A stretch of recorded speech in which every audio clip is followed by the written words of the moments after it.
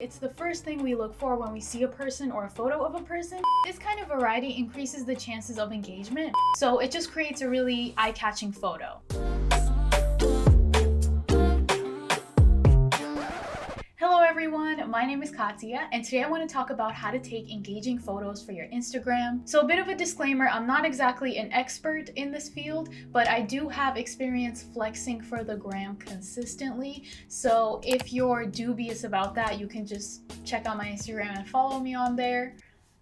But in all honesty, I have been a photographer for over 2 years and a marketing student studying social media strategy for 4 years. So I do have experience in creating interesting compositions, posing models and myself, and marketing my content to reach more people. So today I want to give you my best tips for taking photos on Instagram, things that have been working for me consistently. Let's get into it.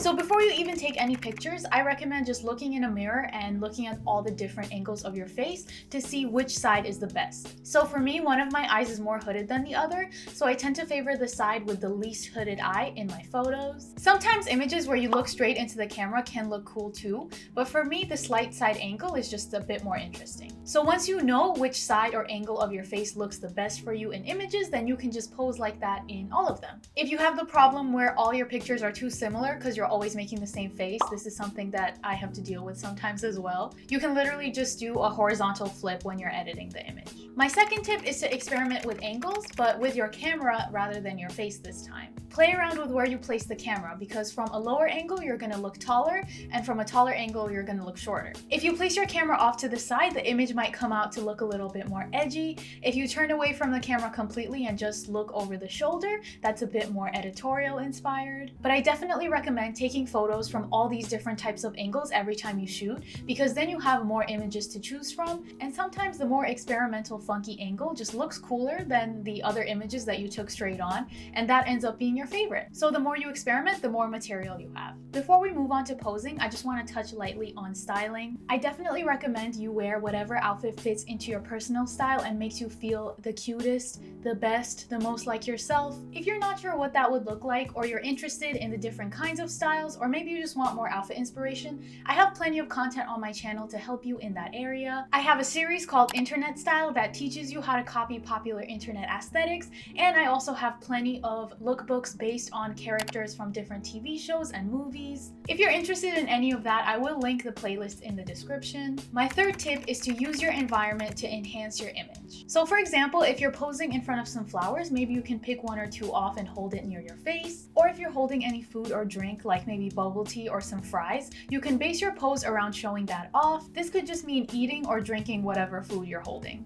Extra points if the colors of your props correlate with your outfit or the background. If you don't have any of those props, you could just play with your accessories. So if you're wearing a hat, you could hold it. If you have long hair, you could flip it, or you could tuck it behind your ears. Same thing with a mask or some earrings. You could adjust the mask or maybe play with your earrings. And if you have a bag, you can just hold it in front of you. When you don't know what to do with your hands, try to raise them and create shapes instead of letting them hang by your sides and creating lines. So for example, if you put your hands at your waist, that creates 2 triangles, and having shapes in your pose generally creates a more interesting composition. If you straighten one arm and you hold it with the other arm, that's also another interesting pose because it creates a square. Fixing your hair is a really easy way to make the photo look more natural and candid. One of my go-tos for things to do with my hands in a photo are just hand gestures. So maybe that's a peace sign or a rock symbol. It can even be the call me sign. And you can always combine any of the gestures I mentioned. So maybe you have one hand on your waist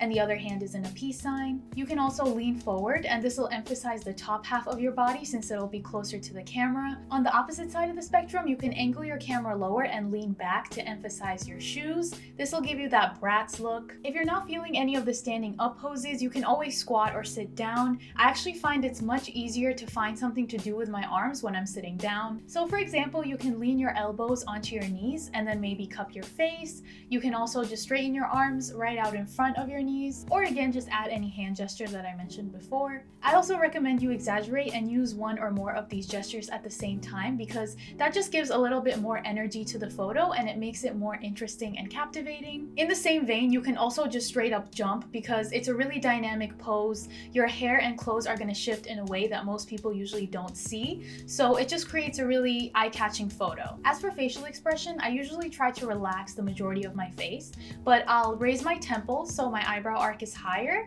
and I'll let my lips fall into a slight smile. I think this puts the viewer at ease because it's a warm and inviting expression, so it's what I use most of the time in my photos, but sometimes I will exaggerate my smile or stick out my tongue if I think it fits well within the context of the photo. Remember that humans are drawn to eyes naturally. It's the first thing we look for when we see a person or a photo of a person, so if you make direct eye contact with the camera, then you're more likely going to catch the viewer's attention. If you don't like to look directly in the camera, a softer alternative would be to face off to the side and look down. This creates a more delicate vibe and portrayal of your face. Overall, I think the outfit and the background should match the amount of energy portrayed in the photo because this will help make it look more cohesive. So if your outfit is really wild and the background is really vibrant, then you would try to match that energy with the pose that you're doing, so it will be a more dynamic pose like jumping, for instance. But if you're interested in learning more about photographic composition and how to take and edit images, then I highly recommend joining Skillshare, who has kindly sponsored today's video. Skillshare is an online learning community with thousands of inspiring classes for creative and curious people such as yourself. There are classes on all sorts of topics, including photography, marketing, and graphic design. One of my favorite classes on Skillshare is Instagram-worthy photography, shoot, edit, and share with Brandon Woelfel. Brandon is my favorite photographer, so I really admire his style,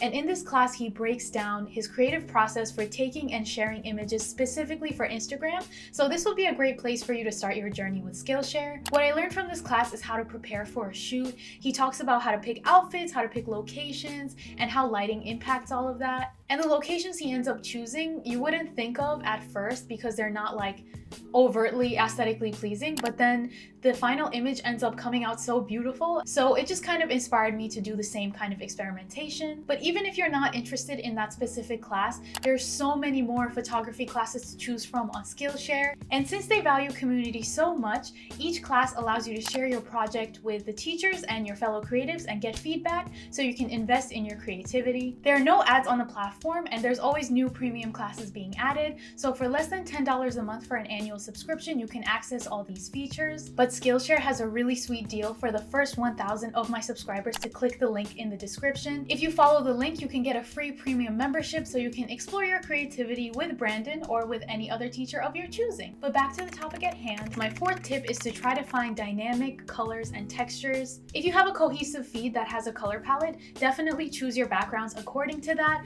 But for me, I don't really have one of those. I kind of just focus more on the vibrance of the colors of my feed. So I usually choose backgrounds that have really bright colors and funky textures. I do have a bunch of colorful backdrops that I ordered off Amazon, including this one, and I'll usually switch those out based on the outfit that I'm wearing. But when I do go outside, I look for brightly colored walls, especially ones with art or text on them. But sometimes I'll go for a more neutral background with a texture so my outfit stands out more. If you don't have a backdrop stand like I do, your room could be a really nice place to take photos in if you just find the right lighting. Sometimes brick walls can look really aesthetically pleasing depending on how you edit, and plants like trees and flowers just always look really cute in the background, and all these backgrounds will be enhanced if your outfit matches color-wise. On the topic of compositions, another easy way to switch up the composition is by cropping. For example, if you don't like your face in the photo but the fit is fire, then you can just crop your face out, or if your legs are standing kind of weird but your face looks good, then you can just crop your legs out. But make sure you're only cropping at the knees or mid-thigh, because if you crop at the ankles or mid-knee, it's just a weird kind of place to cut the subject off, so it creates a strange photographic composition that might not be as aesthetically pleasing as if you included the rest of the knee or the rest of the foot.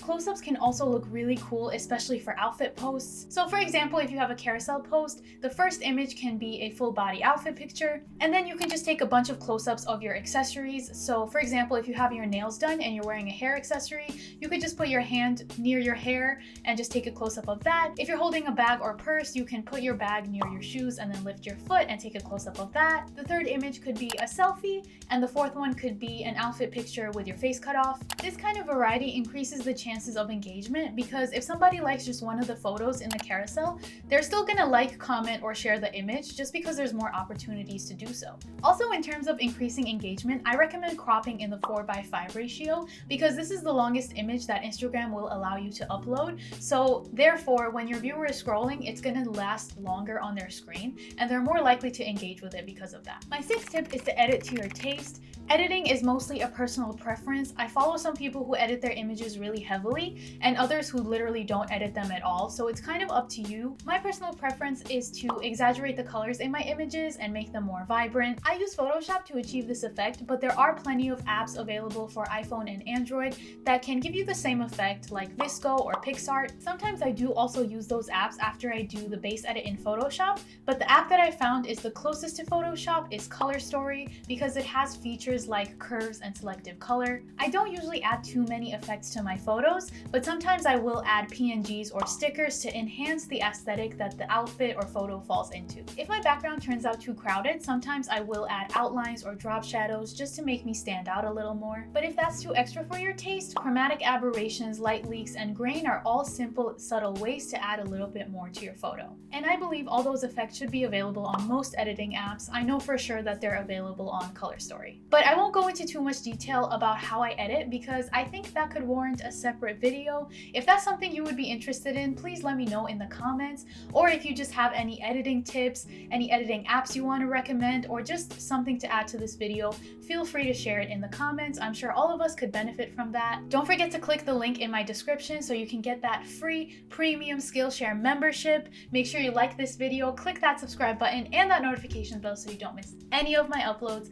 But thank you so much for watching, and I will see you next time. Bye!